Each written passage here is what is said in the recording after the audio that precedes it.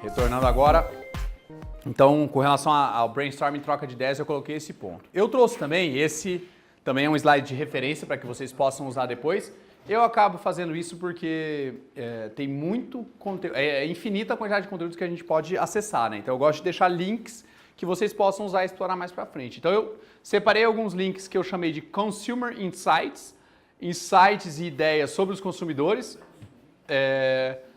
A maioria são em inglês, a maioria é em inglês, só esse IAB aqui que é português. O resto é tudo em inglês, mas em geral são pesquisas sobre essas mudanças nos hábitos dos consumidores. Como a gente em geral, num plano de marketing digital, está falando sobre comportamento digital, esse comportamento muda o tempo todo. Eu falei para vocês que eu reviso sempre os meus números. Então, esses são os principais links de pesquisas que eu uso. Eu gosto, em geral, de pegar um trecho, um bloco, uma ideia de uma determinada pesquisa para aproveitar ela para o plano. Aqui do lado, eu coloquei dados.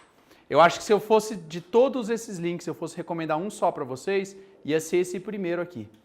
Essa pesquisa aqui é kleinerperkins.com, a pesquisa chama KPCB.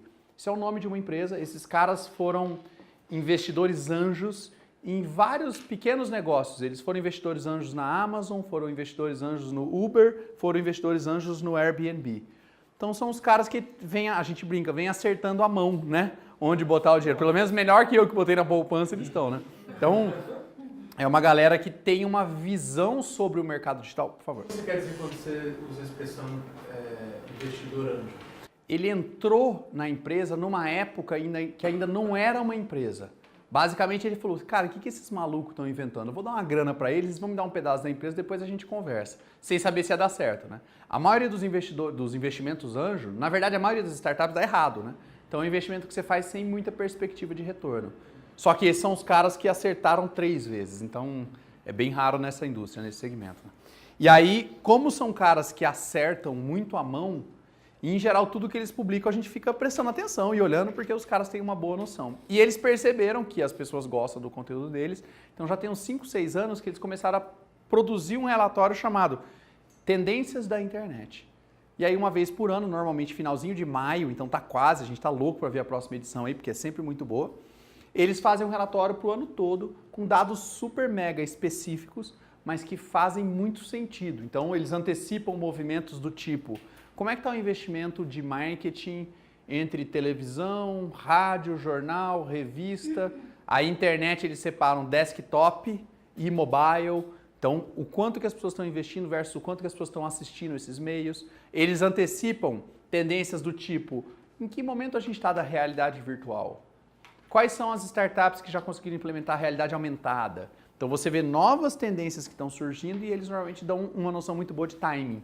Então eu gosto muito, é um relatório bem comprido, é tipo uns 200 slides, uma coisa assim, mas não é de leitura, é de consulta, você vai batendo o dedo, passando e vendo bastante informações. Ele é todo em inglês, mas assim, não precisa esperar maio não, pode entrar lá, olhar o de 2018, é bem legal, bem ilustrativo para ter uma ideia geral do que está rolando. E a gente usa muito para embasar, aqui é em português também, né? Eu coloquei o blog do Resultados Digitais. A gente usa muito para embasar os nossos planos. Então aqui a gente vai ter nesses tipos de dados coisas do tipo, 37%, não. 95% das pessoas antes de fazer uma viagem fazem uma pesquisa no Google. Essa informação é muito útil se eu quero fazer uma campanha de Google, se eu quero argumentar para o meu cliente de turismo que ele devia estar olhando mais para o Google. Então é esse tipo de dado de afirmação que a gente consegue obter e ainda tem a fonte, normalmente uma fonte confiável, a gente está falando de empresas como a IBM, a Edelman Digital, Trendwatch, a Comscore, o IAB, que é um órgão brasileiro. Então, empresas de referência nessas áreas são informações que você pode confiar e utilizar.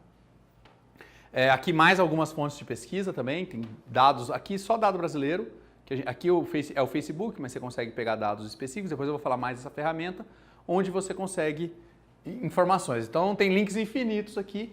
Em geral, o que a gente faz no começo do planejamento? Vai em todos esses links, alguns a gente já tem meio de cabeça, né? Mas vai nos links para ver se tem alguma coisa nova sobre a área que a gente está tratando. Então, sei lá, eu falei de empreendimento imobiliário. Às vezes não vai ter uma coisa super específica, né? Como é que está o mercado de loteamentos de alto padrão em Búzios? Não tem isso. Mas, às vezes está falando de empreendimento, às vezes está falando de lotes versus casas versus apartamentos. E aí dali a gente tira ideias bacanas. Bom, Terceira parte. Depois que a gente falou do briefing, depois que a gente falou do diagnóstico, fizemos o nosso brainstorming para as ideias iniciais, a gente vem na definição de objetivos. E aí, se eu fosse resumir para vocês, 11 de cada 10 reuniões que eu fiz para definir os objetivos, né, de uma empresa, de um negócio, e eu perguntei pro cara, tá, mas qual que é o objetivo desse plano? O que você está querendo alcançar? O que você está querendo chegar, né? E, em geral, a resposta que eu recebo é essa, né? O cara quer, tipo, vender mais, ganhar mais. Em geral, esse é o objetivo que está estampado. Embora, quando eu converso um pouquinho mais, faço um pouquinho mais de pergunta, a gente começa a descobrir que nem sempre isso é tão verdade assim. Não que a empresa não esteja preocupada com, vou falar com as finanças ou até com o lucro dela, mas que muitas vezes a empresa tem um propósito adicional. Às vezes aquela pessoa está fazendo aquele projeto para o objetivo de ter um retorno financeiro, mas também realizar alguma mudança.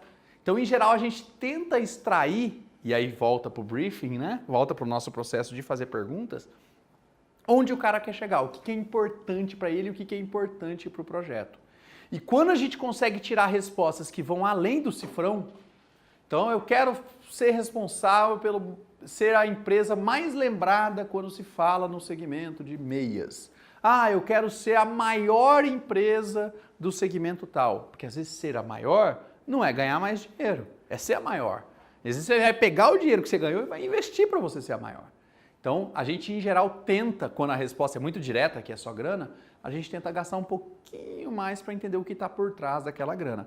Não que grana não seja um objetivo justo, né? Tá bom, faz sentido, é legal, a gente gosta também. Mas a gente quer sempre entender o todo e não ficar só satisfeito com a primeira resposta. Segunda coisa, 11 de cada 10 vezes que me falaram um objetivo financeiro, né, numa proposta dessa, era um objetivo impossível de ser atingido. Na maior parte das vezes, a meta, né, voltando na presidente, é uma meta que foi tirada do nada. Ela não foi feita com base na realidade, não foi feita com base no histórico, com as capacidades da empresa, ou mesmo com o investimento que está sendo feito. Simplesmente alguém falou um número e aí se adotou aquele número como verdade. Então, quando eu escuto um objetivo, uma meta financeira, né, ou às vezes a quantidade de clientes ou coisa do tipo, eu em geral vou perguntar, tá, mas como é que vocês estão hoje, né? Aí vamos dizer que o cara falou assim, não, meu objetivo é faturar R$1 milhão ano que vem. Tá, mas quanto você faturou esse ano? 100 mil. Falei, aí o que você acha que vai acontecer para você faturar 10 vezes mais? Aí se o cara fala, não, porque eu estou contratando você. Aí eu já começo a ficar com medo, entendeu? Até porque, em geral, hoje em dia, o ambiente de marketing digital, ele está no que a gente chama de uma terceira fase. Teve uma fase lá de que estava chegando, pouca gente utilizava e tal, depois teve uma fase de adoção, que todo dia tinha gente nova usando e etc. Hoje a gente está numa fase que cresce menos, eu mostrei para vocês lá, de um ano para o outro cresceu 9% a quantidade de pessoas que usam a rede social. Então é um mercado que já está mais estabelecido. Segunda coisa, quando eu fazia um post 5 anos atrás, um monte de gente via, um monte de gente curtia.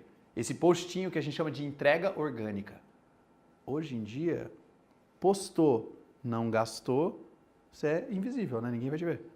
Então, hoje o resultado de uma estratégia digital está muito atrelada a quanto você investe. Então, se de fato o cara faturou 100 mil, está esperando faturar 1 milhão e a fé dele é que eu vou ajudar ele sem ele gastar, para mim já começou errado. Não porque eu não queira que ele consiga, mas é porque eu sei que não vai dar. Eu sei que o mercado é muito mais competitivo e muito mais difícil do que isso. Então, nessa conversa também, a gente tenta extrair números mais reais. Ou, no mínimo, extrair qual foi o racional que o cara teve, qual foi a lógica que ele utilizou.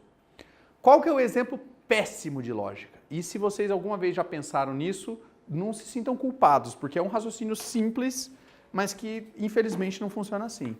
O que eu escuto muita gente falar? Normalmente o cara vai desenhar alguma coisa mais ou menos assim. Pensa o seguinte, quantas pessoas compram carro todos os meses? Aí ele traz um número, né? Sei lá, 230 mil carros. Aí o cara fala, cara, se a gente conseguir vender esse nosso produto, é um perfume para carros novos, para 1% desses carros são 2.300? 2.300 aromatizadores para carro. Como a gente vende eles por R$20 cada um, vai dar 40.600. É isso? Alguém me ajuda com a matemática aí?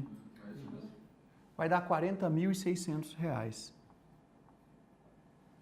O que está errado nessa conta aqui, galera? Onde que o cara tirou isso aqui? Quem falou que não vai ser 10%? Quem falou que não vai ser 0,0001, ele vai vender só para os parentes? Porque só ser 1% não é uma estratégia. É só um número que você inventou, que podia ser qualquer um. Então, a gente tem que tomar muito cuidado quando a gente estuda o tamanho de um mercado. Porque o segredo dessa estratégia, talvez mais do que o preço de R$20 por aromatizador, é como é que você faz para conseguir 1% de um mercado? Ele pode gastar 500 mil para chegar em 1%. Atender a capacidade de produção dele. Será que ele vai ter unidade? Mas esse até era um problema bom, né? Se ele tivesse vendido tanto que ele não tinha nem para entregar. Mas em geral, infelizmente, o problema é outro, né? Não consegue nem chegar lá. Então, só tomar cuidado com isso. Porque lembra, eu mesmo, agora há pouco, defendi para vocês que as estratégias têm que ser simples, têm que caber num guardanapo. Agora, isso não significa que você tem que inventar um número. Tá? Então, em geral como ganhar 1% dos carros novos vendidos que é o segredo dessa história toda. Como é que eu vou chegar lá? A gente estava discutindo, como é que a gente vai chegar nesse público AAA para comprar o evento? Como é que a gente vai segmentar a mídia para impactar todo mundo que gosta de alguma coisa ligada à natação? É aí que está a estratégia, é aí que está a parte difícil da história. Tá? Então, em geral, olhem para além do objetivo financeiro que foi colocado. E 2, tentem entender o racional que foi seguido. Em geral, essas lógicas aqui não passam no teste do papel. O que é o teste do papel? Vai falando e escrevendo tudo que o cara te falar. Aí você mostra para ele e fala, cara, certeza que é isso aqui? Então quer dizer que esse mês passado você vendeu só 12, você vendeu para 0,03, você vai sair de 0,03 para 1%. Conte-me como, né? Vou usar aquele broche lá. Explique-me como. Então, esse é um teste que a gente precisa fazer, uma validação que a gente precisa fazer. E aí tem uma sigla nesse mundo de gestão, mundo corporativo e tal, os caras falam que os objetivos são SMART. É um tipo de meta, de definição de meta. E SMART é esperto em inglês. Aí tem um cara, que é aquele Avinash, que eu comentei com vocês, que é o indiano que trabalha para o Google, que ele fala que os objetivos precisam ser dumb. Dumb é burro em inglês. Faz uma brincadeira, né? Não é smart não, é dumb. E aí ele pega 4 palavras. Doable, understandable, manageable e beneficial. Então, basicamente é o seguinte, doable. O objetivo tem que ser possível de ser executado. Então, pode até ser 1%, mas tem que ser possível conseguir 1%. Segundo, fácil de ser compreendido. Então, colocar um objetivo que todo mundo entende a hora que você explicar. É exatamente aquela quantidade daqueles produtos. Porque se você cria um mecanismo muito complexo para esse objetivo, você cria uma meta que é um fator multiplicado de tal número. Cara, lascou, tem que ser simples e direto. Terceiro, e a gente falou disso lá atrás, pode ser gerenciado, pode ser acionável. Você pode fazer algo a respeito. Então, muitas vezes, quando a gente fala em objetivo, as pessoas chegam em faturamento. Então, o objetivo poderia ser faturar 40 mil por mês com os meus aromatizadores. Mas, em geral, é muito melhor pensar em quantidade vendida do que em faturamento. Eu sei que é praticamente a mesma coisa, né? Essa quantidade vai gerar essa receita. Só que essa quantidade fica mais fácil de eu digerir. Pô, 2.300, o mês tem 23 dias úteis, então eu vou ter que vender 100 por dia para bater essa meta. Quantas pessoas eu tenho aqui para atender na empresa? Ah, tem só eu. Será que eu consigo fazer 100 atendimentos? Não, eu tenho 5 vendedores, é 20 para cada, já ficou mais fácil de mastigar. Então, quando você vai chegando na parte que você afeta do número, você tem muito mais facilidade de atingir o objetivo. Por isso que a gente diz que o objetivo tem que ser gerenciado. E aí, por último, ele tem que ser benéfico, né? Ele tem que trazer algum benefício para o negócio. Claro, o seu objetivo tem que ser vender mais, ou conseguir mais clientes, ou melhorar os resultados, ou diminuir o tamanho do problema que você tem, sempre trazendo algum viés positivo. O objetivo ele tem um pouco de otimismo nele. Você sempre está olhando, mesmo que seja assim, aqueles planos de vamos tentar piorar um pouco menos. Tá bom, você está sendo otimista, está querendo não perder tanto. Faz parte da ideia de se ter objetivos. Então, quando você for definir esses objetivos na prática, né, tenta lembrar dessas coisas. Tem que dar para chegar lá, todo mundo entender, algo que você influencia e que traga um benefício.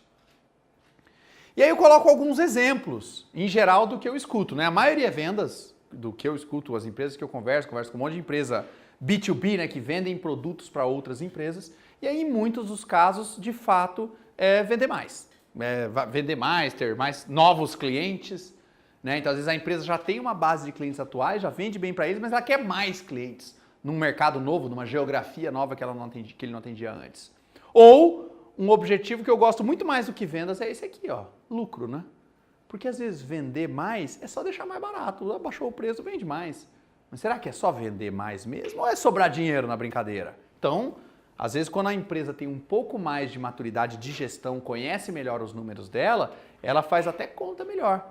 E aí, diferente de eu ter que dizer para ela quanto ela tem que gastar, ela sabe certinho quanto ela pode gastar. Porque ela já conhece a margem de lucro dela também.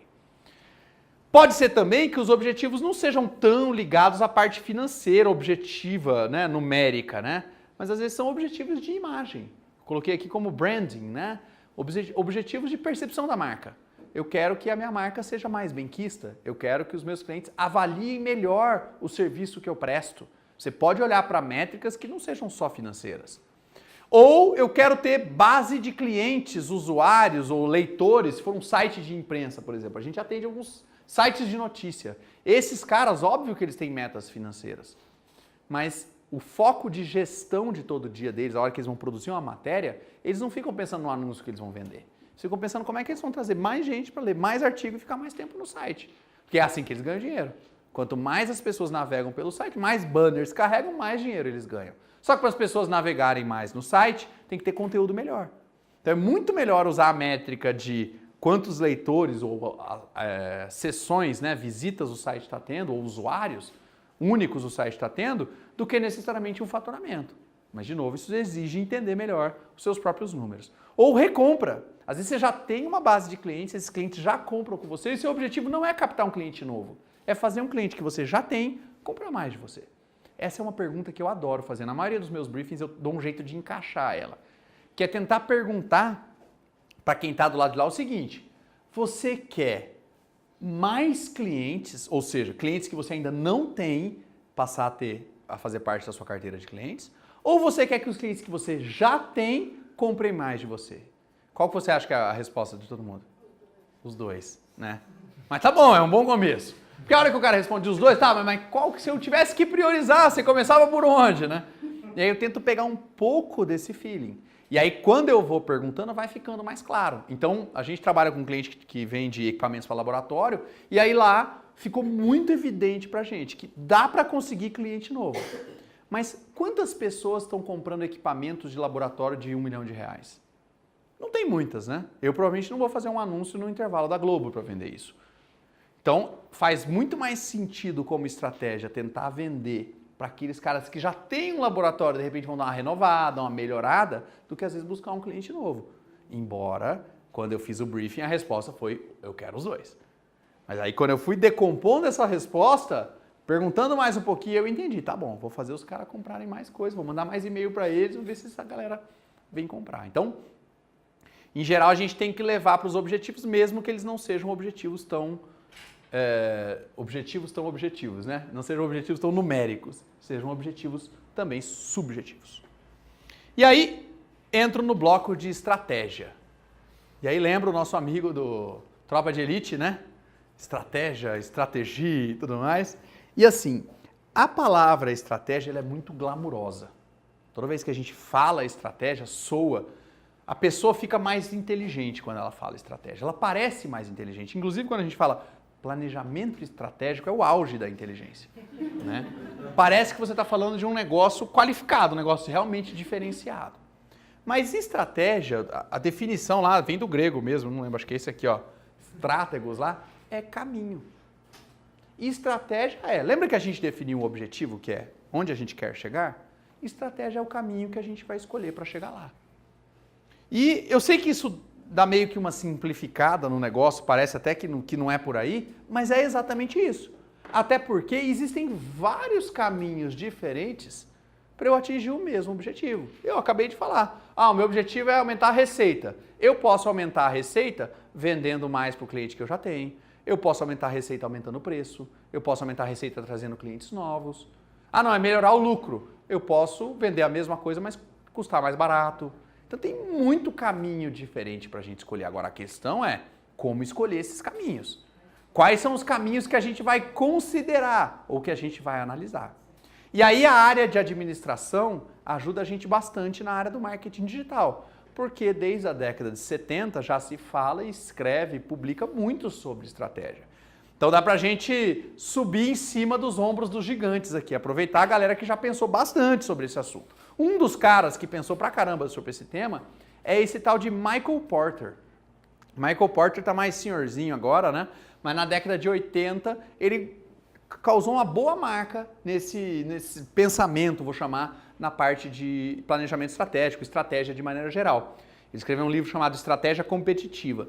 Lá no livro ele defende um modelo, eu nem recomendei para vocês lerem, porque é um saco o livro do cara, pesado e tal, mas a ideia é muito boa que está por trás, tá? O pensamento que ele chegou lá. Que ele chamou esse modelo de estratégia genérica. E genérica não é para ser uma coisa pejorativa aqui, não. Estratégia genérica, ele diz o seguinte, qualquer estratégia, ou seja, qualquer caminho que uma empresa escolher, ele vai ter que se encaixar em um desses 3 tipos de estratégia. Na verdade, cada empresa tem uma estratégia, mas se você pegar todas as estratégias de todas as empresas, elas têm que estar em um desses blocos aqui. Como é que esse cara explicou essa maluquice? E outra coisa, administrador, pessoal dessa área adora, esse cara é economista na formação, mas os administradores adoram esse negócio de matriz. É o negócio de parecer mais inteligente. Quando você monta uma matriz dessa, olha o tanto de coisa que tem escrito aqui. Parece que é um negócio, né? Maneiro, assim, que tá passando uma coisa com essência. O que ele mediu aqui? Basicamente, você tem que escolher o seu alvo estratégico e a sua vantagem estratégica. A sua vantagem estratégica é o que você tem melhor do que os outros. Esse que é o sentido de vantagem, né? Quem ganha uma corrida é quem fica na frente do segundo lugar. É isso que é ganhar, é isso que é ter a vantagem. Então aqui é a mesma coisa. O que te coloca à frente dos seus concorrentes? Ou você tem algo único, algo que os seus clientes percebem como a sua empresa entregando de valor. A gente estava falando agora há pouco, né, da marca do iPhone, né? Então, você tem algo único, você tem uma marca que passa uma credibilidade, um papel de que ela é melhor, de que ela tem a melhor qualidade, que ela tem alguma vantagem que os seus clientes percebem. Então, esse lado é o aspecto do único. Ou você tem um baixo custo. Só um detalhezinho de administração, tá, gente? Baixo custo não necessariamente é baixo preço. Preço é o que a pessoa paga pelo produto. Custo é o que custa para você fazer. Preço e custo não são a mesma coisa. Você pode ter um custo e cobrar um preço muito maior do que ele. Você pode ter um custo e cobrar um preço bem parecido com o seu custo. Então, aqui a gente basicamente tem 2 caminhos. Ou a gente vai para o lado de nos diferenciar com alguma coisa única, ou a gente vai para o lado de ter um custo baixo. Em geral, na estratégia de custo baixo, como é que você faz para ganhar dinheiro? Volume, certo? Se você tem um custo baixo de produção, você vai ter que vender bastante para poder ganhar dinheiro em cima disso. Se você vai para o lado de diferenciação, você só pode fazer isso se você conseguir cobrar mais caro. Porque se você fizer diferenciação e o seu cliente for pagar a mesma coisa pelo seu produto, você só está gastando dinheiro à toa. Até porque custa caro se diferenciar. Tá? Então, brigadeiro gourmet tá para cá, né? Brigadeirão de cento tá para cá. Mais ou menos essa distinção aqui. Quando a gente fala no mercado de agronegócio, a gente usa o termo commodity. Vocês já ouviram esse termo? Tem vários produtos que não são lá do agronegócio, mas que estão cada vez mais se tornando commodities. Ou seja, são produtos que você pode encontrar em qualquer lugar. Em geral, empresas que atuam com commodities partem para cá. Porque o único jeito de ganhar dinheiro com um produto que todo mundo tem igual é sendo mais barato. Dizem que o e-commerce no Brasil ele vai evoluir para os centros de distribuição, onde ficam os produtos armazenados, ficarem em estados onde você tem algum tipo de incentivo fiscal. Porque é o seguinte, galera, na boa, comprar lá o Samsung S8. Cara, faz diferença para você se você comprou no site da Samsung, num site que você achou no Buscapé que você nunca tinha ouvido falar, numa loja do Magazine Luiza, num balcão do aeroporto. Não é o mesmo produto? Fabricado no mesmo lugar? E aí é o seguinte, você vai comprar qual? Mais barato. Certo? Então, quanto mais o teu produto for genérico e encontrado em mais lugares, mais você vai ter que ir para esse lado.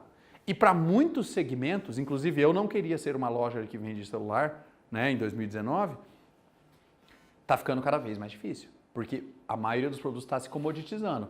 Tem vários produtos que a China passou a virar concorrente. Então, além de você ter todos os concorrentes à sua volta na 25 de março, você pode comprar agora do site do AliExpress. Demora um pouquinho mais para chegar, né? Mas vem bem mais barato também. Então, isso vai botando as pessoas que atuam nesse segmento com produtos com pouca diferenciação, jogando esses caras para cá.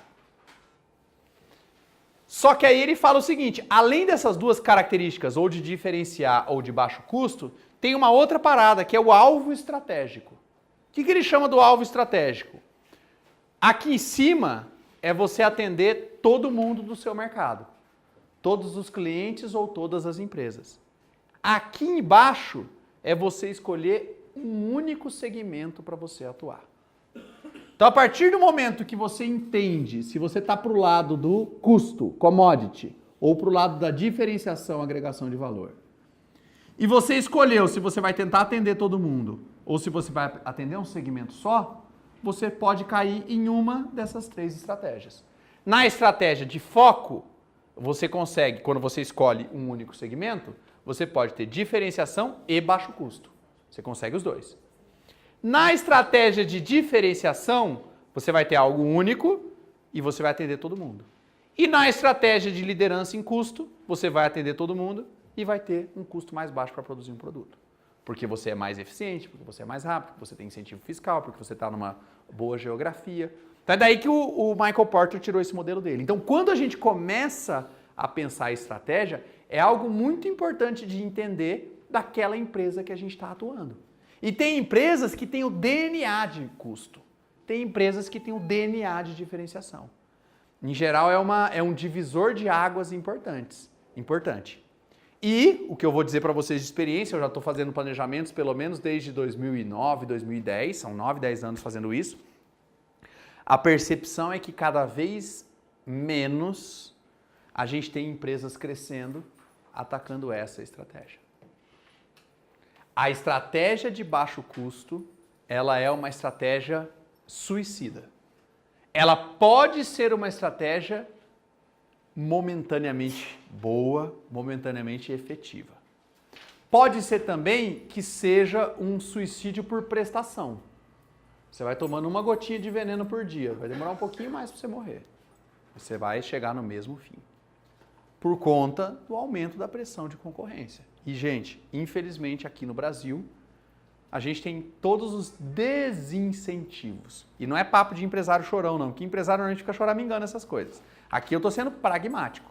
Aqui a gente tem desvantagens trabalhistas, a gente tem desvantagens fiscais, a gente tem agora essa discussão da reforma da Previdência e, em geral, os nossos custos não são tão competitivos quanto os outros países.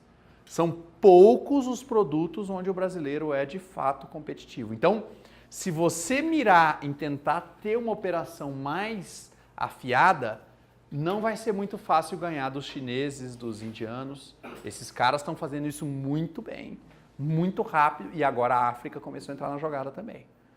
Então, em geral, é uma estratégia pouco sustentável no longo prazo. Por isso que a gente inverte e tenta sempre trazer, e aí trabalhar a comunicação, marketing é uma esfera da comunicação. Trabalhar a comunicação é parte, em geral, de uma estratégia de diferenciação. Então, ou a gente tenta trazer o cara para a diferenciação, ou a gente tenta trazer o cara para o foco. Até porque, se ele for fazer liderança em custo, ele vai querer demitir a gente também, né? Então, a gente está na hora, no lugar errado. Vai falar, olha, a gente concluiu que você tem que cortar todos os seus custos, inclusive a gente mesmo, pode começar agora. Então, em geral, a gente tenta trazer a empresa para essa esfera. Até porque nessa esfera de diferenciação, seja no foco ou na diferenciação, você consegue agregar valor no seu produto, onde o quanto você cobra, lembra o preço, é muito maior do que o custo adicional que você tem. A gente falava agora há pouco da ideia do brinde, entrega alguma coisa no final do evento e tal, algo que te custe pouco, mas que vai te ajudar ao seu negócio perdurar e você receber mais indicações. Né? Então, em geral, é isso que a gente está procurando quando a gente está montando uma estratégia, quando a gente está escolhendo o caminho que a gente vai perseguir. Então, eu gosto do estratégia genérica como um bom ponto de partida para a gente relembrar a questão de diferenciação. Aí eu até brinquei aqui que administradores, managers, né, eles adoram matrizes. Você coloca a sua estratégia numa matriz, o negócio parece que é mais sério. Isso aqui é uma estratégia de uma universidade que estava focada em trabalhar com futuros acadêmicos e acadêmicos. Ou seja, ela tem uma estratégia para captar novos alunos, futuros acadêmicos, mas ela também tem uma estratégia de relacionamento com os acadêmicos atuais. Até porque, gente, é outro clichê de marketing, né? É muito mais barato você reter um cliente que você já tem do que captar um novo cliente. E isso só é um clichê porque é verdade, né? Não é um exagero. Então, a estratégia de relacionamento com os acadêmicos, ela tem uma métrica muito boa, que é a taxa de retenção. Eu não sei de cabeça aqui, mas vamos dizer que em média a faculdade está trabalhando com 11 meses de retenção. A gente pode fazer uma estratégia de branding e de vendas para melhorar essa retenção de 11 para 15 meses. Vamos ganhar mais dinheiro. Não precisa entrar nenhum aluno a mais. Nós já vamos ganhar mais dinheiro só de ter melhorado a retenção. Quanto tempo em média o aluno estuda? Na educação à distância no Brasil, média são 110 dias que as pessoas ficam no curso. Os cursos têm 1 ano e meio, 2, né? A galera fica 3 a 4 meses. Isso é a média, né? Lembrem disso. Então, retenção é um desafio gigantesco de marketing, a gente olha sempre bastante para isso.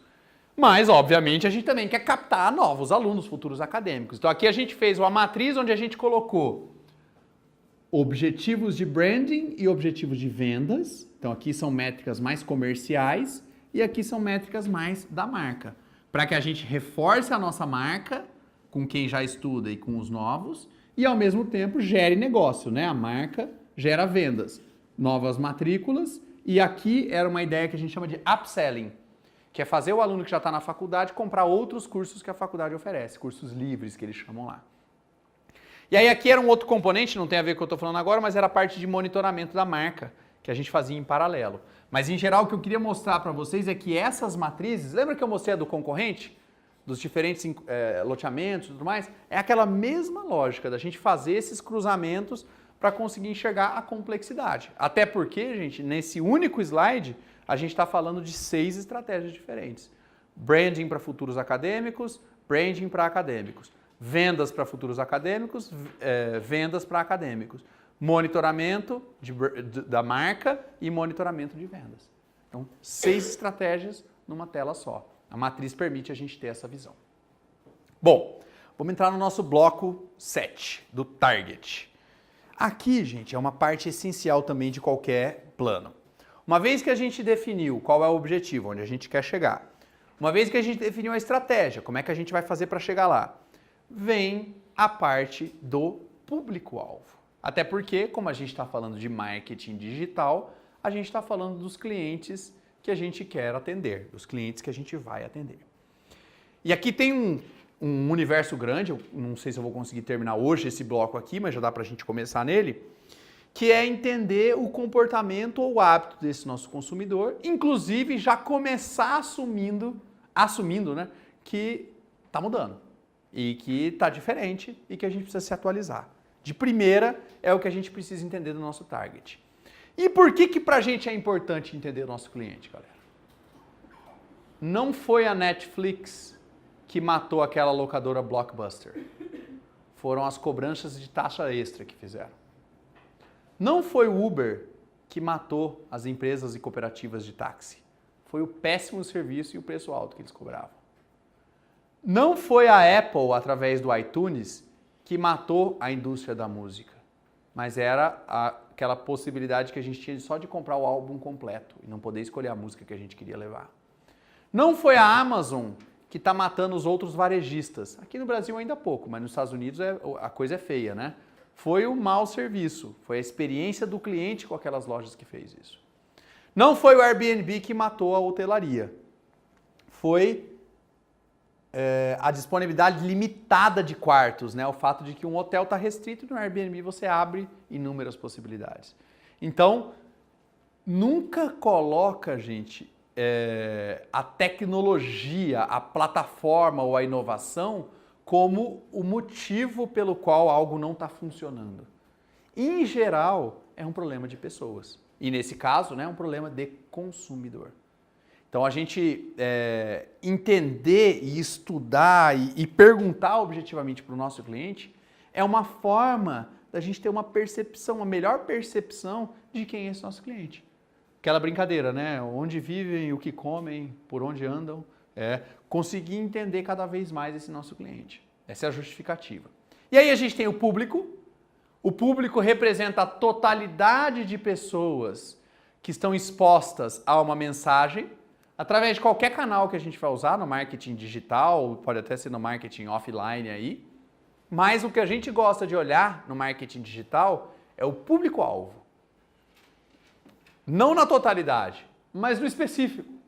O grupo de pessoas que tem mais afinidade com a nossa oferta, com aquilo que a gente está tentando entregar, oferecer, vender. E por isso, elas estão muito mais propensas a chegar a um acordo comercial.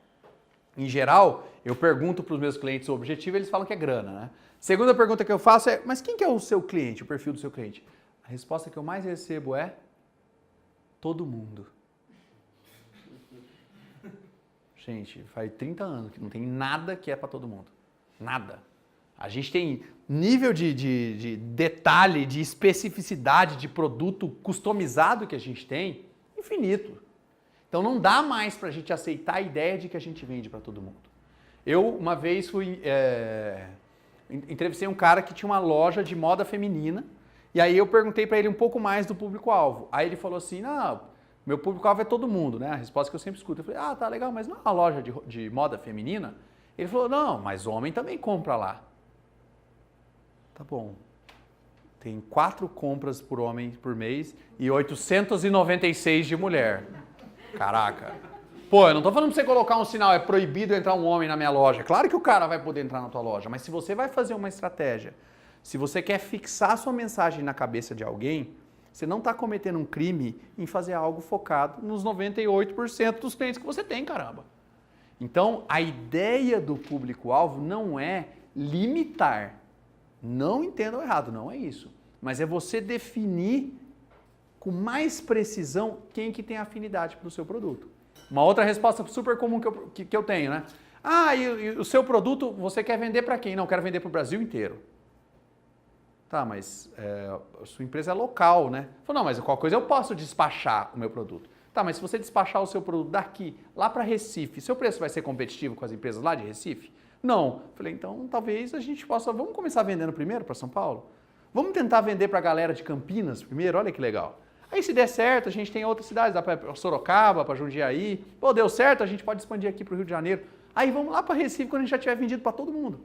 Então, em geral, respeitar ou considerar o raio de alcance e de influência da empresa também é importante. É claro que você pode vender para o Brasil inteiro, todo mundo pode, o seu e-commerce vai funcionar. Quem botar os dados lá e passar o cartão vai comprar.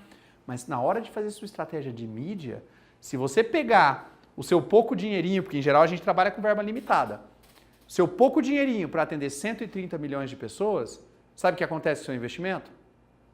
Ele some.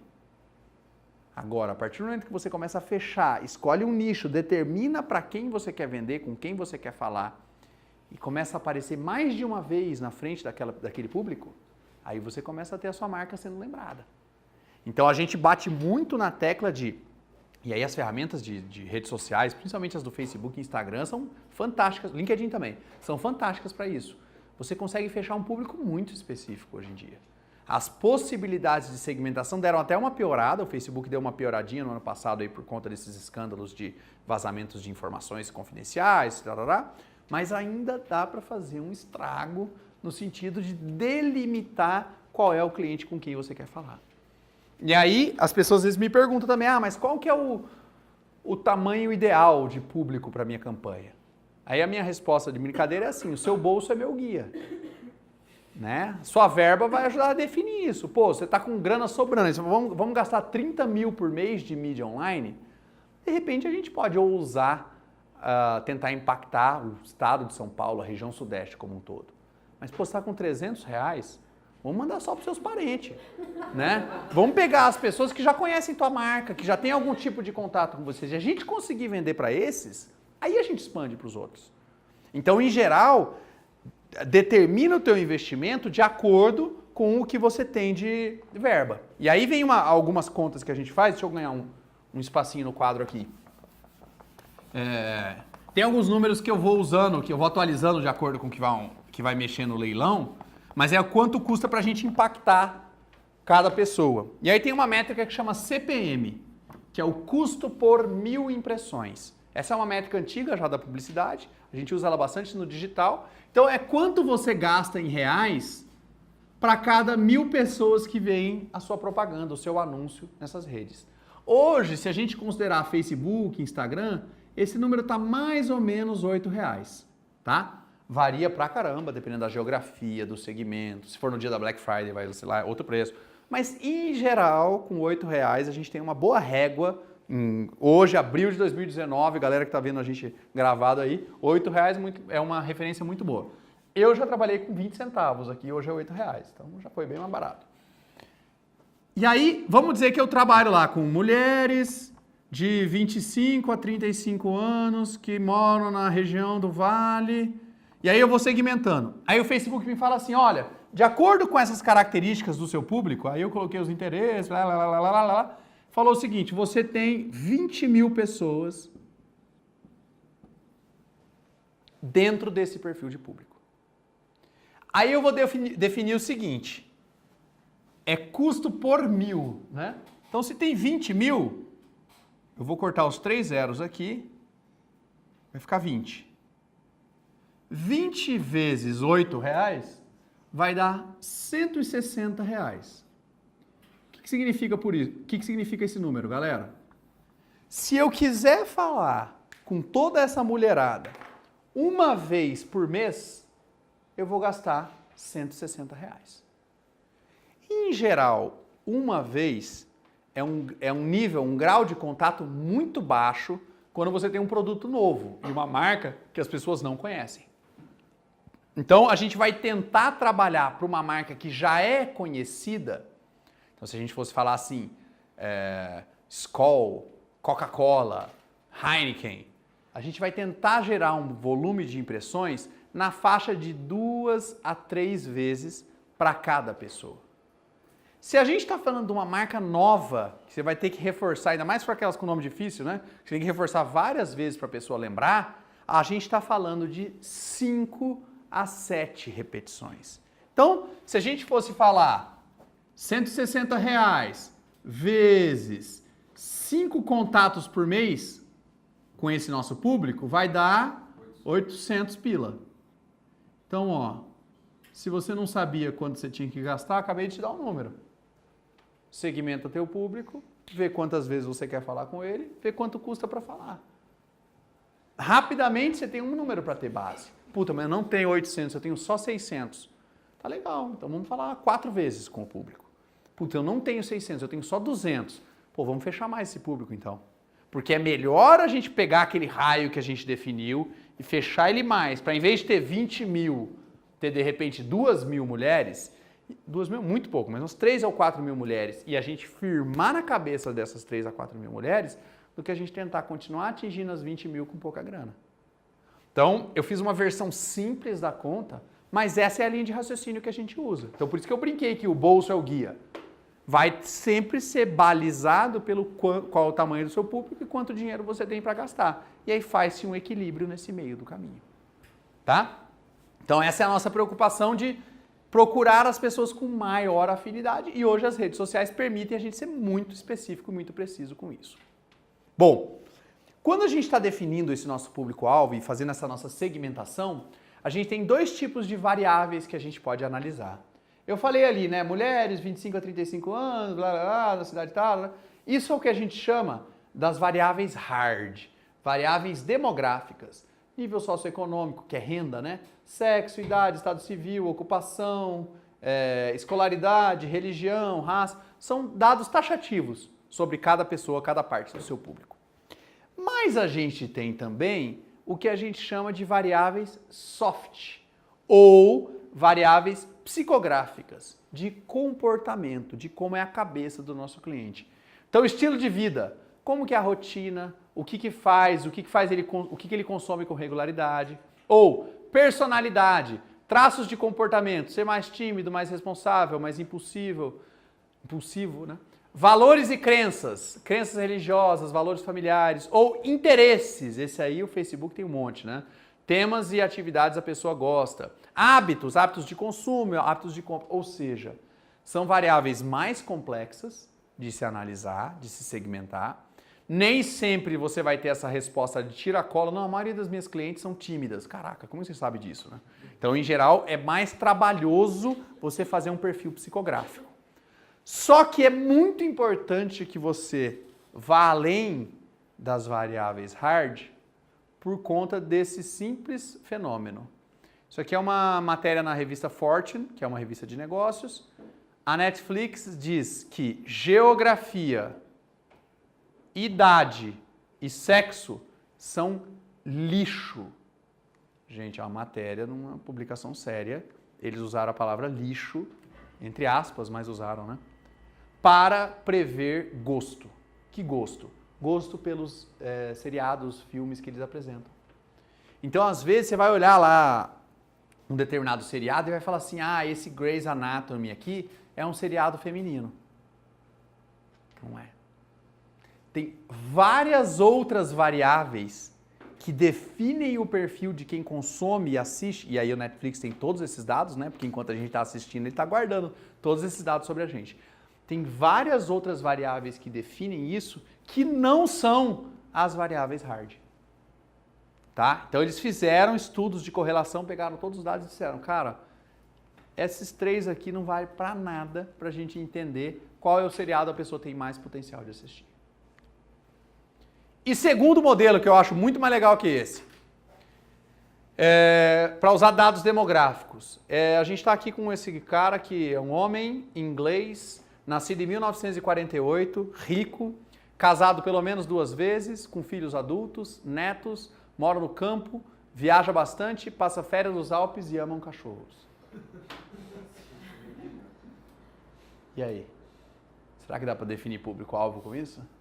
Príncipe Charles e Ozzy Osbourne, dá para botar no mesmo balaio? Então, tem havido um questionamento muito grande com relação a essas classificações. Aqui no Brasil a gente chama de IBGE, né? De usar dados do IBGE ou coisa do tipo. Exatamente porque quem consegue estudar como a Netflix consegue, começa a perceber que isso não faz mais sentido.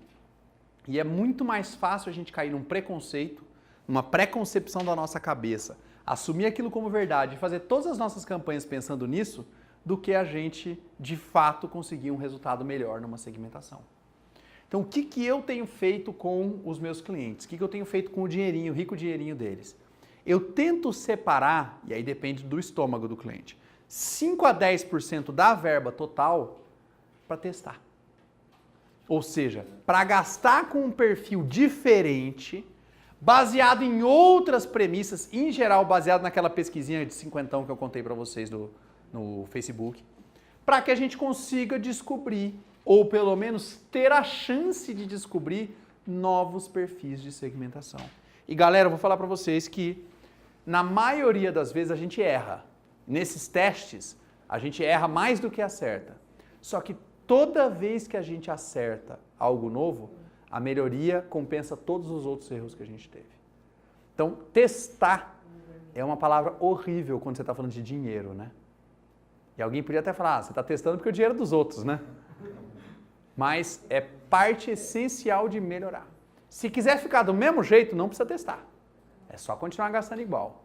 Mas se você estiver precisando melhorar, e aí eu sei que né, todo mundo está sempre precisando melhorar, você vai ter que tirar um pouquinho para testar. E aí 5% você pode sequestrar, vale a pena. Por favor. Esse negócio dos 50 no Facebook, eu acho que eu perdi essa parte. Eu falei lá atrás que a gente faz para conversar ou entender um pouco melhor o nosso cliente, a gente monta um formuláriozinho do Google Forms, gratuito, não muito comprido, cara, senão a galera não responde, e investe 50, em geral R$50. A gente vai conseguir entre 25 e 100 respostas. Então, entre 50 centavos e R$2 por resposta. Faz uma campanhazinha para a nossa segmentação, para o nosso público, manda esse formulário, não identifica a empresa, a gente normalmente usa umas fanpages, tem umas fanpages fantasma lá, usa elas, divulga para o nosso público, aí normalmente faz uma setona, tipo, responda aqui, responda agora. E aí a galera responde, com base nessas respostas, a gente formula testes e novas campanhas. É que tipo CTA que você usa, tipo, responda aqui, responda agora, a galera responde.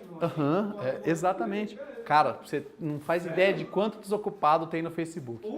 Você vê que a minha própria frase, você já sabe, você faz ideia, né, Otano? Não, eu já vejo uns negócios, tipo, descubra seu espírito animal, mas isso aí... Aí, cara, essa é a ideia, é isso mesmo. Essas coisas aí. Não, a gente não vai nessa linha, porque a gente também não quer pegar só maluco, né, mas... tá. A ideia é ter uma call to action apelativa. Tá. Como que era? A gente fez um para a escola que era, se você está satisfeito com a escola... A gente fez uma, se você está satisfeito com a escola do seu filho, responda aqui. E aí, se você está insatisfeito com a escola do seu filho, responda aqui. E aí a gente pegou 2 grupos, e aí a gente gerou 2 dados cruzados. Como que era o grupo dos que estavam insatisfeitos, dos que estavam satisfeitos, onde que os filhos deles estudavam, e aí gerou uma riqueza de dados que não tem uma pesquisa sobre isso, né? Então é bem simples, cara. É realmente peça para a pessoa. Só lembra de otimizar a campanha para cliques, porque aí você paga por clique, não por impressão, né? Sim. E vai embora. 50 você faz uma alegria. Então, a gente tem usado essas micro pesquisas aí. À vontade. Montado no Google Forms que você falou agora. Google Forms. Assim, o Google Forms a gente monta o questionário e as pessoas respondem, né? Depois da análise de dados, aí a gente baixa tudo pro Excel e aí vai na raça. Né? Mas tem uns bons gráficos, assim, se não precisar cruzar muito dado, os gráficos são bons lá, né? Só na hora de cruzamento. Mas lembra o seguinte, cruzamento também é bem complicado porque não é uma pesquisa científica. Eu falei isso, lembra? Isso aí eu não sei se você ouviu, mas não é assim, nossa, essa pesquisa tem uma amostra que... como é que chama a de eleição lá? Ibope? Não é isso não. É para dar o norte, para dar subsídio para a gente começar um trabalho. Não é consolidado. Inclusive, quando a gente coloca no nosso plano, a gente sempre reforça isso. E aí é aquilo. É melhor essa pesquisa com algum viés do que a opinião pré-estabelecida de 1990 de imóveis, né? Então, por isso que a pesquisa é legal, mas é uma forma da gente começar a fugir. Agora, gente, não é fácil. Até porque a gente está acostumado, os veículos de comunicação, os veículos mais tradicionais, eles estão acostumados com esse tipo de segmentação. Eles já vão usar por base as variáveis mais hard. Até porque, imagina, como é que você faz diferente disso? Descobrir o perfil das pessoas que assistem TV a cabo. Mais difícil, né? Pessoas que gostam de cachorro. Caraca, como assim, né? Você pode até pegar, de repente, o canal off. Talvez ali tenha um pessoal mais ligado ao esporte de aventura, de repente faz sentido lá para o teu projeto. Mas é mais difícil para os veículos tradicionais conseguirem segmentar. A, B, idade, gênero, é um pouco mais fácil de fazer uma classificação, né? Mas ser fácil não significa que vai funcionar, que é o que importa pra gente, né? Não estou preocupado se é fácil ou difícil, estou preocupado em dar resultado. Então, existe uma batalha em andamento muito grande para isso e sugiro que vocês tentem entender. Aí, um outro ponto que eu gosto sempre de esclarecer, é bem simples, mas importante também, é qual é o seu mercado-alvo. Então, eu coloco aqui B2B ou B2C e existe aqui no meio o tal do B2B2C, né? B2B, business to business. Então, empresas que vendem produtos ou serviços para outras empresas. B2C, business to consumer. Então, empresas que vendem para o consumidor final. E o B2B2C seria o pessoal chama de atacarejo, né? Que você faz o atacado e o varejo. Você vende para outras empresas, mas também vende para o consumidor final. Essa também é uma definição que às vezes é meio limitadora. Dependendo do segmento que você está, por exemplo, startups, tal, a galera entra às vezes num novo jeito de configurar o mercado. Mas para mercados estabelecidos, é bem fácil de entender. Em geral, As estratégias que falam para o consumidor final são estratégias mais massificadas. Você tende a ter uma comunicação mais geral, porque você fala com muita gente. Em geral, a mídia de massa, né, televisão, rádio, batem muito em B2C, porque consegue falar com muita gente num preço muito mais barato. No B2B, a gente trata muito mais de mercados de nicho. Eu falei agora há pouco para vocês do laboratório lá. Quantas pessoas fazem aquisições de equipamentos caros para laboratório? Então, no B2B, em geral, é uma comunicação muito mais direcionada. E a internet, apesar dela ter contribuído nos dois, para o B2B, gente, a internet tem sido uma revolução. Porque esses caras, até então, a alternativa deles para fazer anúncio era, como eu passei hoje pelo aeroporto de Curitiba, era fazer anúncio no aeroporto. Era o máximo que eles conseguiam para pegar um target mais específico, era a galera voando em aeroporto. Só que hoje em dia, passagem aérea custa R$100 e poucos, todo mundo voa de avião. Então não basta mais. No digital, você consegue fazer segmentação específica. Então eu consegui, essa empresa que a gente atende está na Argentina, México, Chile e Brasil. Eu consegui saber quantos caras são chefes de laboratórios em Santiago, sei lá. O LinkedIn me cospe essa informação na hora. Me dá a quantidade e me dá quanto custaria para impactar eles. E eu pude fazer essa mesma conta que eu fiz para vocês aqui, para um país que eu nunca fui lá com esse propósito para entender isso. Então, o meio digital trouxe de fato uma revolução muito grande para o B2B. Lá na nossa agência, a maior parte dos nossos clientes são clientes B2B. Então, são empresas que estão atendendo outras empresas. E a minha própria empresa é B2B, eu sou uma empresa que atende outras empresas. Tá? Então, isso aqui em geral, para cada um dos lados, define bem a esfera e a estratégia que você vai. E isso tem que estar muito claro. Só toma cuidado, né? Quem que você atende? Eu atendo todo mundo. Tá, qual que é o percentual que é B2C, qual que é o percentual que é B2B, para você poder priorizar suas ações. Bom, vamos ver como é que a gente está de tempo aqui para eu me organizar, que agora a gente vai entrar numa 10h30. Vamos lá. Bom, aqui eu quero falar primeiro de uma visão mais técnica e depois entrar na parte mais legal. Esse gráfico esquisito que vocês estão vendo aqui chama-se Jornada do Consumidor. A McKinsey é uma das maiores empresas de consultoria do mundo, ela montou esse modelo ali na década de 90, ela fez um estudo de comportamento do consumidor. Eles pegaram mais de 2.000 empresas diferentes, em áreas e países diferentes e portes diferentes, e começaram a estudar como que os consumidores dessas empresas se relacionavam com ela. E aí eles perceberam que existiam alguns padrões, e aí esses padrões eles criaram esse desenho. Se vocês repararem, tem mais bolinhas aqui, depois afunila para um pouco menos de bolinha aqui, depois afunila mais aqui até aqui, ficar uma bolinha só. Se vocês pegarem esse desenho e virarem ele aqui na vertical, o que isso vira? Um funil. Então aquele bendito daquele funil, quando a gente estuda marketing digital, estuda inbound marketing, ele veio desse negócio aqui. Essa é a base do funil de conversão, que é como o pessoal chama, né? Funil de marketing, funil de vendas, depende da onde você leu. Quando essa galera criou esse afunilamento, o que eles definiram? Que o relacionamento de uma empresa, de um cliente, com uma empresa, ele passa por todas essas diferentes etapas. Não é um processo tão linear. Às vezes ele vai passar rapidamente de uma etapa para outra, às vezes vai durar muito tempo em cada uma delas, depende de um monte de variável. Mas é importante a gente saber que existem estratégias de comunicação diferentes para cada uma dessas etapas. Ou seja, a mensagem que eu mando com uma promoção de compre agora por R$19,90 ou ganhe esse cupom de desconto eu mando para os meus clientes que estão em etapa de compra. Ou seja, o cara está na hora de comprar, só está faltando aquele empurrãozinho para o cara fechar o negócio. Essa comunicação eu faço na etapa de compra. Agora, se eu vendo um produto ou um serviço que as pessoas nem imaginam que existe, ou pelo menos nem imaginam que elas precisam daquilo, não adianta eu mandar para vocês, gente, eu consegui um cupom de desconto para vocês comprarem uma solução de backup online. Tem 50% de desconto se vocês contratarem agora. Gente, quem que é o único cliente que compra backup? Quem acabou de perder todos os arquivos. Só que, em geral, quando você perde todos os arquivos, você não precisa mais de backup, você perdeu tudo, né? Então, é uma área desgraçada para trabalhar. E aí, eu tenho um amigo que tem uma empresa nessa área, e aí ele falou assim, cara, tô com uma ideia, passei aqui os últimos 2 anos construindo esse produto, tô vendendo backup online. Eu falei, puta, cara, se tivesse vindo na aula, a gente tivesse conversado antes, 2 anos desenvolvendo. Aí eu falei, então, acho que você tá no segmento tranquilo, né? Concorrentes seus, quem que são? Microsoft, Google, Amazon e Dropbox. Tranquilo, né? Acho que o pessoal... Vamos lá, vamos de frente, né? Aí o cara falou, não, eu queria vender o produto, como é que eu faço e tal. Aí eu falei pra ele, contei essa história, né? Backup é assim, funciona desse jeito. Só que, ao mesmo tempo, você pode trabalhar para gerar a necessidade pelo seu produto. Como que você faz para gerar a necessidade para um produto de controle de desastre? Que um backup é isso, inclusive é o nome técnico que eles usam, controle de desastre. Como que você faz isso? Conta a história de desastre. Então, bota medo nos empresários que ainda têm arquivos, de que imagina se eles perdessem esses arquivos.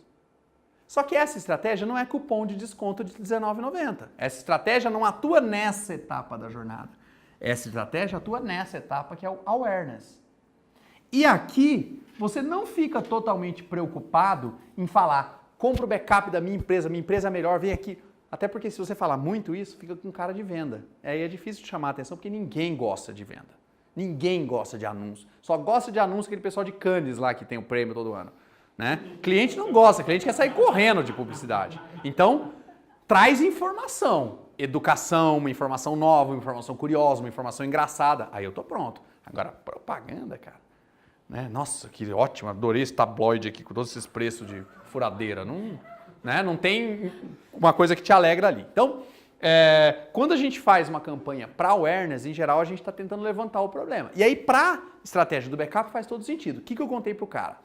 Eu perguntei, cara, você conhece algum jornalista que trabalha em veículo de comunicação? Então, eu falei, conheço um cara que trabalha no jornal. Uma cidade pequena, o cara conhecia o cara que trabalhava no jornal da cidade, alguma coisa assim, né? No jornal online. Eu falei, você tem algum cliente que já perdeu tudo? Perdeu todos aqueles? Ele falou, tem alguns, tá? O cara era da área de TI há anos, né? Eu falei, mas você já teve algum que quebrou porque perdeu tudo? Ele falou, tenho. Eu falei, então, pronto. Chama esse seu amigo jornalista, chama esse maluco que perdeu tudo e vamos encontrar, vamos tomar um café. Não dava pra ir na empresa do cara porque o cara tinha quebrado, né? Vamos tomar um café. E aí, o jornalista entrevistou o cara que tinha perdido tudo. E fez uma matéria contando lá que o seu Rosário tinha perdido todos os arquivos da empresa, era uma empresa de contabilidade, pensa a alegria.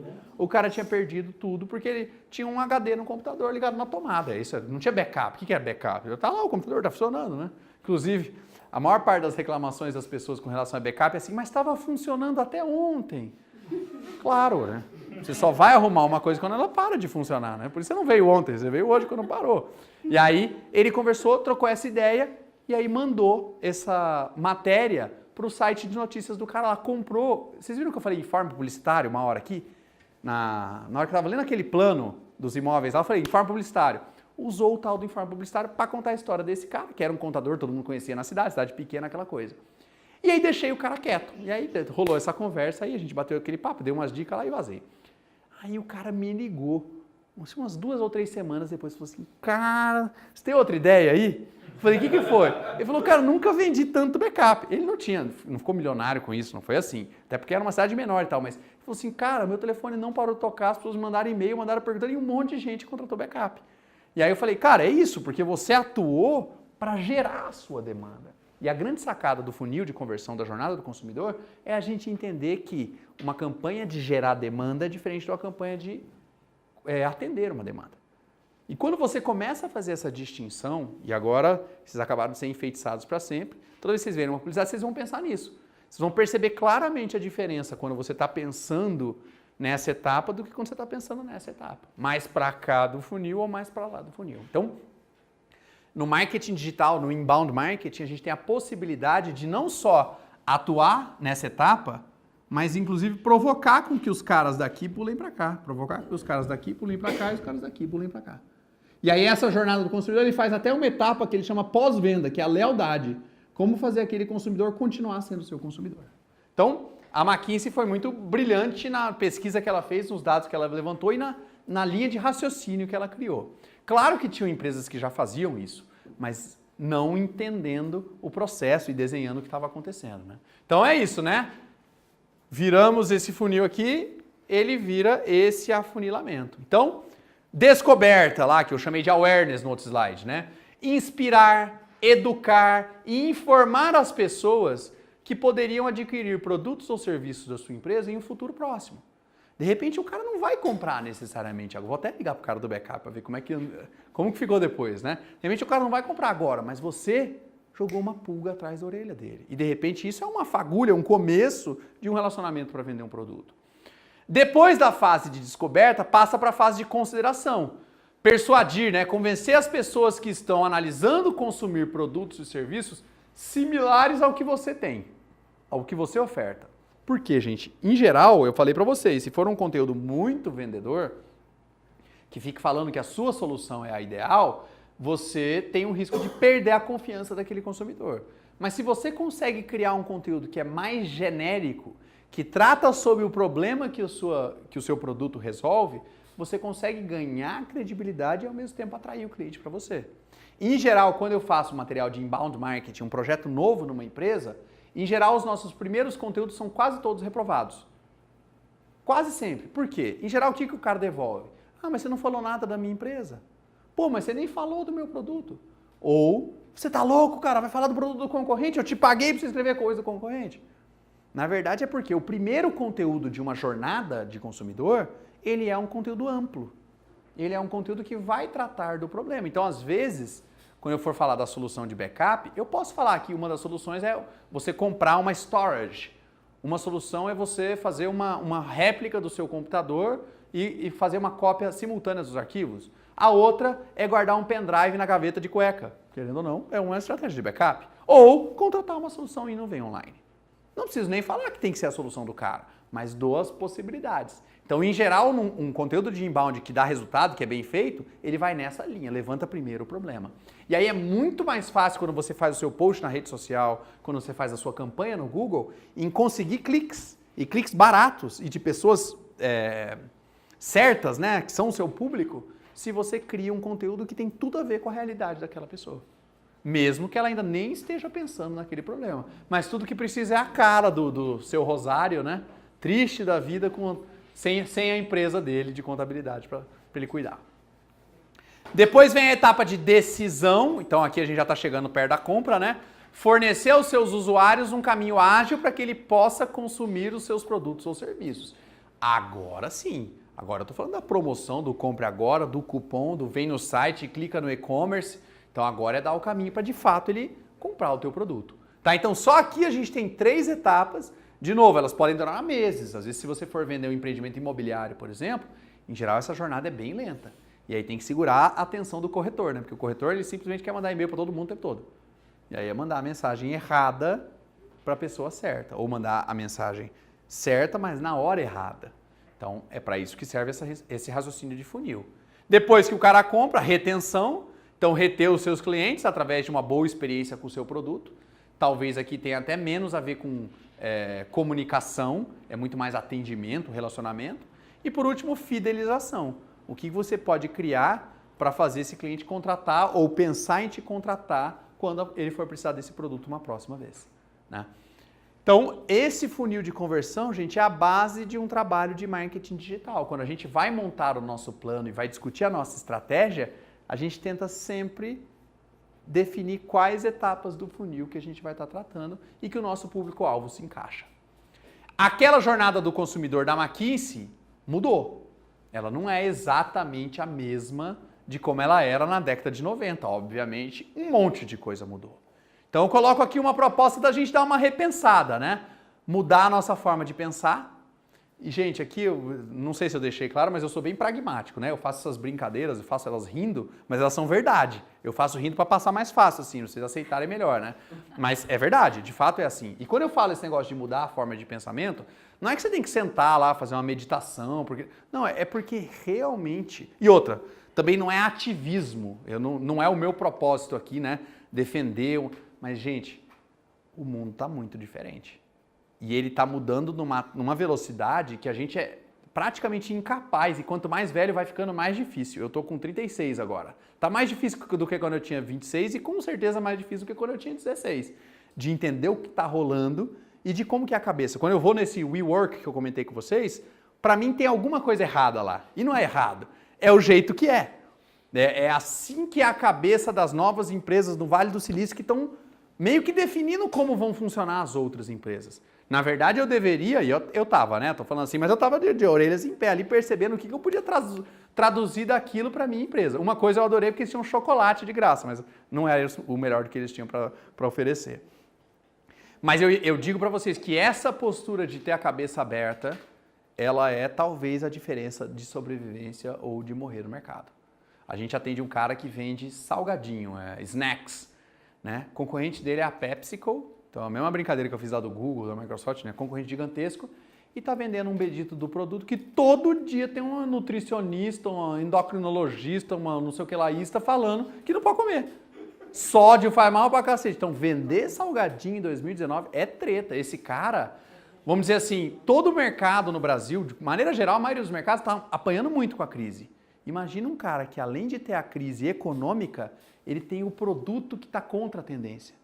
Ao mesmo tempo, a gente atende uma indústria que vende aveia, que vende linhaça, umas comidas de passarinho lá, mas que cada vez mais as pessoas estão comprando. Então, esse cara, apesar de ele ter a crise econômica, as vendas estão decolando, o cara está discutindo embalagem nova, legal pra caramba de trabalhar. Então, realmente a gente tem que estar aberto para olhar ou pensar nos nossos clientes, em como eles consomem e o que eles consomem, de formas que a gente não tinha pensado antes. Inclusive, várias empresas de inovação falam isso, que às vezes os produtos são usados de formas que as pessoas nem imaginavam quando criaram. Vocês lembram do Orkut, aquela rede social? Vocês lembram? Vocês lembram, né? Vocês lembram que tinha um negócio chamado depoimento no Orkut? O cara quando criou, o cara chamava Orkut, né? O cara quando criou o Orkut, ele bolou aqueles depoimentos para que você chegasse e falasse de alguém. Não, porque o Kenneth é uma pessoa maravilhosa, nossa, ele é demais. Aí você deixava o depoimento e a pessoa aceitava ou não se aquilo ia entrar não sei se chamava perfil, né? Acho que era perfil, né? Se apareceu ou não no perfil dele. Essa foi a ideia do maluco. Cara, o que era o depoimento do Orkut? Era troca de mensagem privada entre as pessoas. As pessoas, os usuários do Orkut começaram a usar, eles viram que era um sistema onde você escrevia alguma coisa e só aquela pessoa via. Porque a outra opção era escrever no mural, né? Vocês chamavam mural, será? Wall, scraps, né? Acho que era scraps. Aí aparecia para todo mundo. Falou, pô, mas você quer de repente fazer uma paquera ali, manda no depoimento. Então a brasileirada, como sempre, estragou, né, o negócio.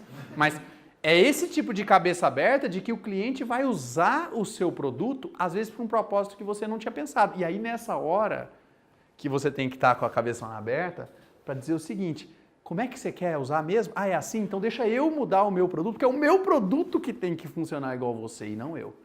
E essa é uma mudança que ainda vamos ver grandes empresas quebrarem porque não entenderam essa mudança. Mas é coisa louca, que tipo, o Facebook, muita galera migrou por conta de tipo, ser mais limpo, mais clean, não tem toda essa papagaiada do Orkut, mas está voltando a ter muita coisa do Orkut, tipo, fortalecer a comunidade, os grupos. Cara, o segredo é o seguinte, nós somos papagaio, né?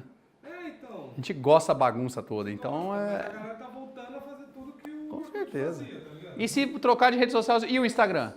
Então. Instagram era um lugar chique, cara, um lugar reservado, um lugar para poucas pessoas, né? Eu costumava dizer que não podia entrar gente feia no Instagram, né? Porque no Instagram todo mundo é maravilhoso. Prato de comida, aquelas comidas, pô, dá até fome quando você vê aquilo. Agora, meu amigo, tem até aqueles guaranazão na festona de família, né? Com a toalhona de tecido, tá louco. Então, estar aberto para novas formas de funcionamento é importante. Outra que tem super a ver com isso aqui é viver a jornada do consumidor. Essa empresa de salgadinho, a gente começou a atender os caras, já estavam ferrados, crise econômica, essa coisa toda. Aí eu sentei e falei, cara, deixa eu entender um pouco melhor esse cliente. Subi no caminhão do cara das entregas. Falei, vou acompanhar um cara fazendo entrega desse produto. Porque esses caras do salgadinho estavam querendo aumentar o número de pontos de venda. Falei, vamos ver como é que é o relacionamento com o ponto de venda. B2B, não o olhar B2C, né? Sentei com o cara lá e comecei a acompanhar a visita. Aí ele chegava, pegava, tirava o pedido, descobri que nos supermercados de grande porte ele tinha crédito, então ele simplesmente entregava o produto, o cara assinava um negócio de retirada, depois pagava de qualquer jeito. Nos mercadinhos pequenos era tudo no cash. Então o cara chegava, tipo, pegava o dinheiro primeiro e entregava, era quase aquelas trocas de droga, né? Entrega o dinheiro primeiro, depois passa o salgadinho para os caras. E aí eu reparei que praticamente entre 11 e meio-dia da manhã, todos os mercadinhos que a gente foi, o dono do mercadinho, em geral era o dono, a dona do mercadinho, estavam assistindo o mesmo programa de televisão. Um daqueles programas tipo Silvia Popovic da vida, assim. Aí eu falei, cara, e se a gente fizesse uma parada nesse programa aí? E aí, cara, foi um sucesso. O cara fez um merchan, que ele chama, né? Uma inserção de merchandising, e o cara abriu quase 40 pontos de venda. Por quê? Era o programa que os benditos dos donos de mercadinho assistiam. E a gente nunca pensaria nisso, porque o público-alvo daquele programa é jovem, é uma besteirada. Eu falei Silvia Popovic, mas era com um viés um pouco mais novo, assim. Mas os caras estavam assistindo, a gente descobriu lá. Fizemos uma pesquisa de Facebook de cinquentão, e aí perguntamos para as pessoas quando que elas costumavam comer o salgadinho. O que era a nossa premissa? E olha como é idiota, a gente se baseou no Doritos. Doritos é a grande marca de salgadinho da PepsiCo, né? O grande snack dos caras, 70% do faturamento de snacks é Doritos. Então, e ó que os caras têm outras marcas fantásticas de salgadinho, né? Então, é muito grande. Aí a gente pegou as propagandas de Doritos, em geral, como que eles associam o consumo do Doritos? Com o futebol americano, com esportes nos Estados Unidos. Então, o que a gente assumiu? Que as pessoas no Brasil compravam salgadinho, tipo, para assistir jogo de futebol na quarta e no domingo. Baseado única e simplesmente em assistir anúncio de Super Bowl. Por quê? Na verdade, quem que vocês conhecem que faz isso? Não, vou assistir um jogo lá em casa, vou comprar um Doritos. Ninguém fez isso. Nunca um brasileiro na história do Brasil fez isso. Mas a gente achou que era isso. E aí, na pesquisa apareceu o seguinte, que a galera comprava esse salgadinho na compra do mês. Então, quando ia no mercado fazer aquela comprona grande, sei lá, levava as crianças junto e a criança pedia e tal, mas a galera comprava nessa hora. E quando vai fazer viagens longas. E aí depois de ler a pesquisa, me senti um imbecil, porque realmente eu não me lembro, eu fiz uma viagem longa agora no domingo de Páscoa, e eu comprei o salgadinho também, né? É a única hora que eu conheço a desgraça desse produto, é a hora que eu faço viagem longa, e ninguém tinha se instalado para isso e apareceu no resultado da pesquisa, né? Então, essa ideia de você entrar na cabeça desse cliente, viver com ele, a realidade dele, o mundo dele, assistir o que ele faz, realmente muda o jogo. Traz para a mesa uma percepção nova ou percepções novas que vão realmente fazer a diferença no teu resultado. Aqui também, ainda na linha, né? Conhecer os clientes, até coloquei, sim, pessoalmente. É conhecer de verdade, não é só Big Data, não. Aqui, ó, impressão digital. É conhecer, é trocar uma ideia, é conversar, é saber o nome. E essa proximidade vai te trazer muito insight também. Descobrir as possibilidades geradas pelo digital, que é olhar esses novos canais, o que o cara está usando e como ele está se atualizando, e incorporar essas novidades do digital no seu funil de vendas. Não esquecer que o celular vai fazer parte do processo de vendas. Então, dá um jeito de fazer o seu processo passar por aqui, porque o seu cliente está usando esse bichinho aqui também. Beleza?